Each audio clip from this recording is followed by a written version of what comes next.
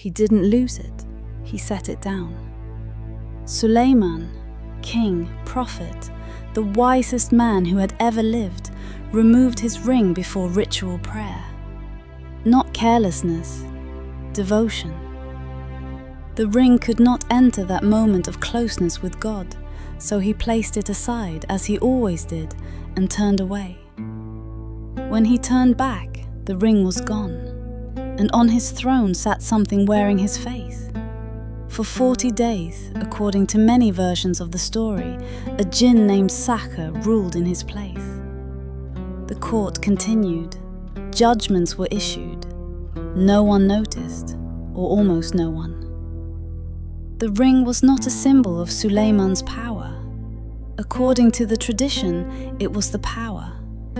Without it, the king became no one, a wanderer, a man begging for food at the shore, telling anyone who would listen that he was the king of the world. No one believed him. This is the story of a ring that no longer exists, and the question it has been asking ever since. Many later accounts describe the ring as a gift from heaven. Medieval Islamic scholars, Al-Tabari, Ibn Kathir, others, built their accounts on a single cryptic verse in the Quran. Surah 38:34. We placed on his throne a body. One sentence, no name, no explanation. The commentators spent centuries filling in what those words left out. Later commentators described a signet ring made of brass and iron. The two metals mattered. With the brass half, Suleiman sealed his written commands to benevolent spirits. With the iron half, he commanded demons. On the surface of the ring, engraved directly by God, the divine name.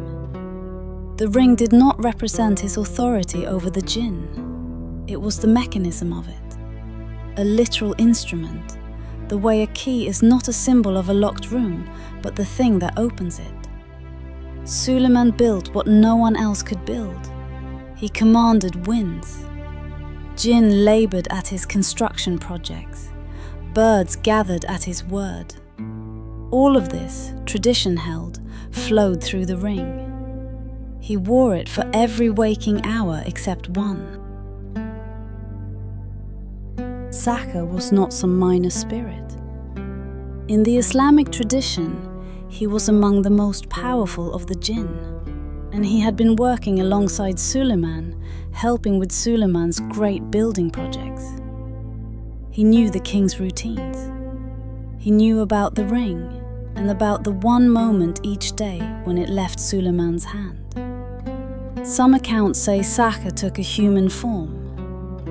Others say he approached one of the women of the household.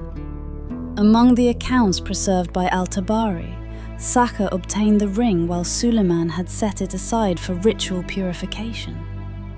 The moment of prayer that required the king to be without it. The woman, believing she was handing it back to the king, gave it to Sakhr instead. He put it on. Then he walked to the throne and sat down. The court received him without question. The ring spoke for itself. Whatever Sakhr looked like, whatever he said, the ring's presence confirmed the rest. Later traditions often say 40 days. He issued rulings, he made decisions, he held the kingdom. The real Suleiman wandered the streets of his own city, unrecognized. He worked at the shore. He ate what fishermen gave him. He repeated his name to people who smiled and turned away. The man claiming to be king, barefoot, begging, while the throne was occupied by something that held the proof of who he was. Then Sakhr made mistakes. The court began to notice. Rulings that didn't match Suleiman's known judgments, behavior that felt wrong. His wives, when questioned privately, confirmed their suspicions. The impostor was not the man they knew, but without the ring, there was no way to prove it. Sakhr threw the ring into the sea. Whether from fear, from confidence, or from some other reason the tradition doesn't fully explain, he threw it. The ring sank, and Suleiman, working on the shore with nothing to his name, was given a fish as payment for his labor. He cut it open. The ring was inside. He put it on, and somewhere across the city, Sakhr's claim collapsed. The jinn fled. Suleiman walked back to his throne and reclaimed everything the ring had held in trust. The same story, in almost identical form, appears in Jewish tradition, in the Babylonian Talmud, compiled centuries earlier, with a demon called Ashmedai and the same throne, the same wandering, the same fish. Two traditions separated by theology and time, preserving the same fish. Scholars have noted that a similar structure, a ring thrown into the sea, recovered inside a fish, restoring the rightful owner, appears in Greek sources as well, in the story of Polycrates of Samos. Whether one borrowed from the other, or whether all three drew from something older, no one has established. The story seems to have needed to exist. It found its way into every tradition that thought carefully about what power actually is, and what happens when it is separated from the person who holds it. The ring was never recovered as an object. What survived was its shape. By the medieval period, one of the geometric forms associated with the seal of Suleiman was the hexagram, a six-pointed star. It began appearing on armor and shields, on the walls of mosques, on drinking cups, on coins, on the wooden panels of houses. It was used as a ward against evil, in the same way that the Kamsa or the Nazar were used, a mark that held something dangerous at a distance. Many who used such talismans seem to have treated the symbol as an echo of Suleiman's authority over spirits.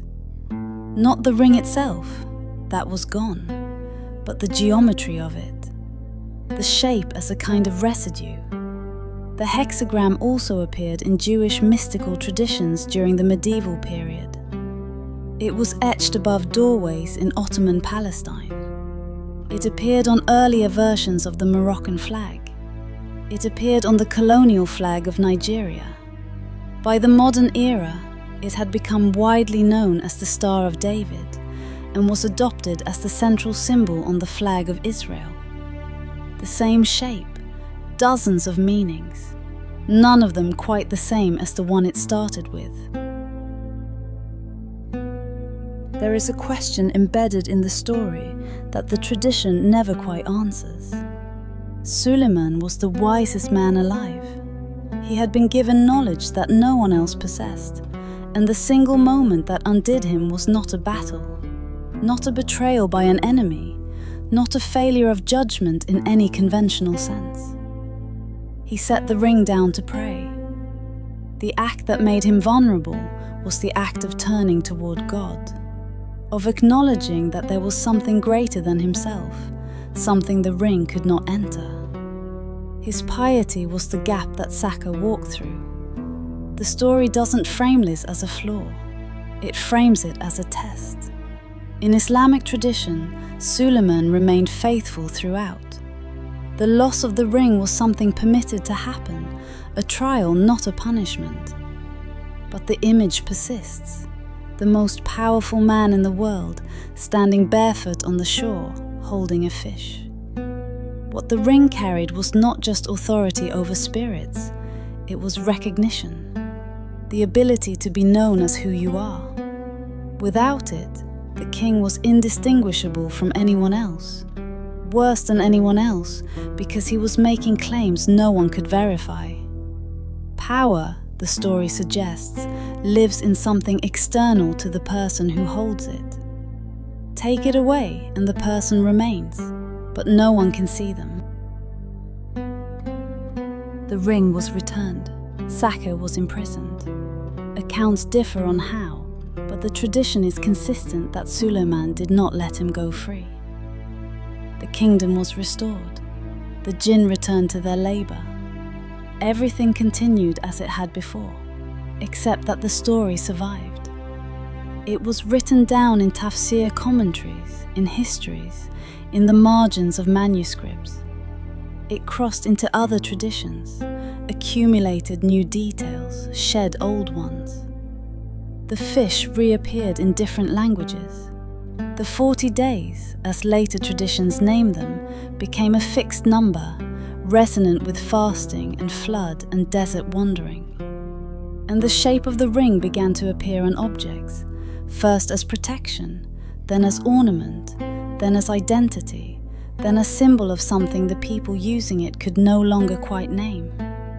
Today you can find it on the walls of mosques built centuries ago, on amulets sold in markets from Marrakesh to Tehran, on the flag of a country whose founders likely did not know the story of Sakhr, or the fish, or the 40 days on the shore.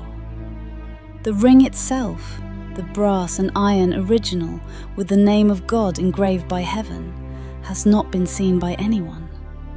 The shape it left behind has never disappeared. That is kept.